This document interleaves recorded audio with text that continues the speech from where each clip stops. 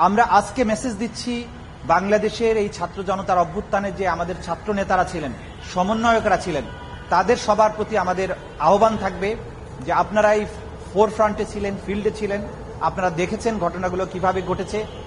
আপনাদেরকে অর্গানাইজড ওয়েতে এই তদন্ত সংস্থাকে সহায়তা করার জন্য আমরা অনুরোধ করছি।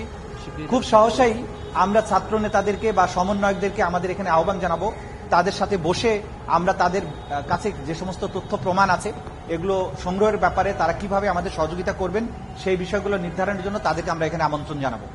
মোটা দাগে আমরা গতকাল দায়িত্ব গ্রহণের পরে এইটা হচ্ছে আমাদের অ্যাক্টিভিটিস। প্রতিদিন আমরা যে সমস্ত কর্মকাণ্ড করব আমরা চেষ্টা করব আপনাদের মাধ্যমে জাতির কাছে তুলে ধরতে, যাতে স্বচ্ছতার সাথে যতদিন এই তদন্ত প্রক্রিয়া চলবে স্বচ্ছতার সাথে তদন্তটা হয় এবং জাতি জানতে পারেন যে আসলে আমরা কতটুকু কাজ করতে পারছি এবং যা ঘটেছে জাতির জীবনে জাতি যাতে বুঝতে পারে যে এই বিচার প্রক্রিয়ার মধ্যে কোনো জায়গায় কোনো রকমের কোনো অস্পষ্টতা নেই এবং প্রপারলি কাজটা হচ্ছে, যাতে করে জাতি প্রত্যেকেই এই যারা যা জানেন এই ঘটনার ব্যাপারে তারা যাতে তাদের যে সমস্ত চোখে দেখা জিনিস আছে সেটা আমাদেরকে সাক্ষী হিসাবে দিয়ে আমাদেরকে সহযোগিতা করে। এটা হচ্ছে আজকের দিন আমাদের আহ্বান।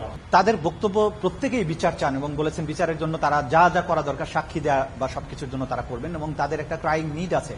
কিন্তু একটা জিনিস আমি খুব অবাক হয়েছি যে প্রত্যেকেই এত বড় কোরবানি তারা দিয়েছেন জীবনে, অনেকের মারা গিয়েছে বা কেউ আহত হয়েছে। আমি দেখেছি একটা বাবা তার ছেলেকে বাঁচাতে গিয়ে আহত হয়েছেন, তারা আহত হয়েছেন, তাদের জীবন সংশয়ের মধ্যে আছে, কিন্তু তাদের মধ্যে কোনো অতৃপ্তি নেই। তারা যেটা মনে করেছেন যে দেশের জন্য এটা হয়েছে তাতে আমাদের কোনো আফসোস নেই, তবে বাংলাদেশে যারা এত বড় অপরাধগুলো করেছে তাদের বিচার জন্য আমরা দেখে যেতে পারি।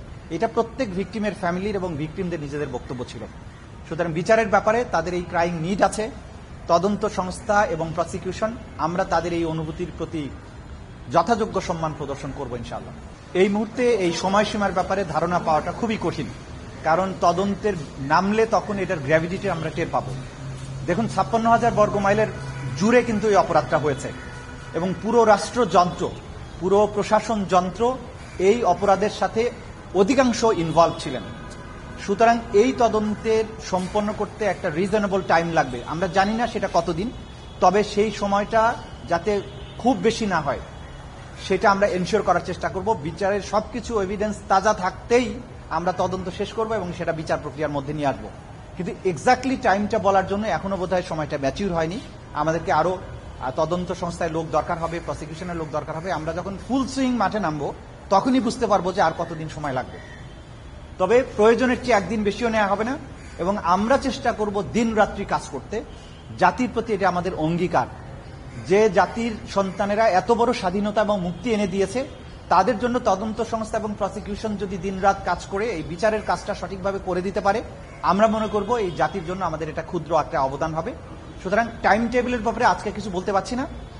পূর্ণ উদ্যমে তদন্ত শুরু হওয়ার পরে একটা ধারণা করা যাবে, তখন হয়তো আপনাদেরকে আমরা আপডেটেড করব। বর্তমান সরকার কোনো রাজনৈতিক সরকার নয়।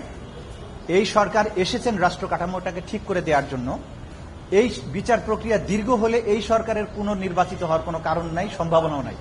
সুতরাং এই সরকারের কোনো রাজনৈতিক অভিলাষও থাকতে পারে না, নেই বলে আমরা জানি। কোন বিচারকে কোন রাজনৈতিক উদ্দেশ্য হাসিলের জন্য ব্যবহার হবে না, এটা আমরা আজকে প্রসিকিউশনের পক্ষ থেকে জাতির কাছে পরিষ্কার করতে চাই যে এই বিচারের পেছনে কোনো রাজনৈতিক অভিলাষ নেই। এটা নিছকই ন্যায় বিচার প্রাপ্তির অভিলাষ, ন্যায় বিচার প্রাপ্তির থ্রাস্ট এবং এই যে আহত নিহত পরিবারের যে কান্না সেইটার প্রতিকার করার প্রয়াস, এর বাইরে আর কিছু নেই। এমন গতকালকে এইটা নিয়ে আমি মাননীয় আইন উপদেষ্টার সাথে মতবিনিময় করেছি, কথাবার্তা বলেছি।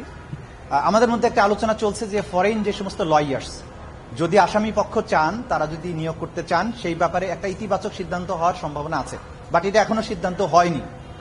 আমরা মনে করি যে তারা যদি তাদের বেস্ট ডিফেন্স দেওয়ার জন্য আইনজীবী চান, সেটা দেশি হোক বিদেশি হোক, আমাদের পক্ষ থেকে আপত্তি থাকার কোনো কারণ নেই। সুতরাং এই ব্যাপারে আমাদের, আমি যদি বলেন প্রসিকিউশন টিমের পক্ষ থেকে, আমি বলবো যে না, এটা আমাদের আপত্তির কোনো ব্যাপার নেই। তারা যে ধরনের আইনজীবী চান, সরকারের সিদ্ধান্ত যদি হয়, আমাদের পক্ষ থেকে এর কোনো আপত্তি থাকবে না, যাতে করে কোনো ডিফেন্ডেন্ট, কোনো আসামি না বলতে পারেন যে বিচার প্রাপ্তির ক্ষেত্রে আমার এই সমস্যা ছিল, সেই সমস্যা ছিল, এই কারণে আমি ন্যায় বিচার পাইনি। এইটা যাতে বলতে না পারেন, এইটা কিন্তু সরকারও এই ব্যাপারে সচেতন আছেন, আমরা প্রসিকিউশন টিম হিসাবেও এই ব্যাপারে সচেতন আছি। আমরা মনে করি যে, আমি গতকালকেও বলেছি, বিচার শেষ হওয়ার পরে আসামি পক্ষ এবং বাদী পক্ষ দুই পক্ষই যেন বলে যে এখানে সুবিচার হয়েছে। কারো প্রতি কোনো অন্যায় করা হবে না, কিন্তু কোনো অপরাধের ছাড়ও কাউকে দেওয়া হবে না। এটা আমাদের স্পষ্ট মেসেজ। ন্যায় বিচার নিশ্চিত করার জন্য যা যা করা দরকার করা হবে। আমাদের মধ্যে কোনো গোপনীয়তা নেই যে আমাকে রায় নিজেদের মতো করে বানিয়ে দিতে হবে, তদন্ত মিথ্যা কথা বলে তদন্ত সাজাতে হবে, প্রয়োজন নেই। বাংলাদেশের এই 18 কোটি মানুষের অধিকাংশ এই ঘটনাগুলোর লাইভ উইটনেস। বাংলাদেশের সবার চোখের সামনে অপরাধ ঘটেছে। যা ঘটেছে, যাদের চোখের সামনে ঘটেছে, প্রত্যেকে এসে সাক্ষী হিসেবে দেবেন, তাতে বিচারের রায় যা হবার সেটা হবে। আমরা কাউকে কোনো অধিকার বঞ্চিত করতে চাই না। সম্পূর্ণ ফেয়ার ট্রায়াল নিশ্চিত করার জন্য এই প্রসিকিউশন কাজ করবে।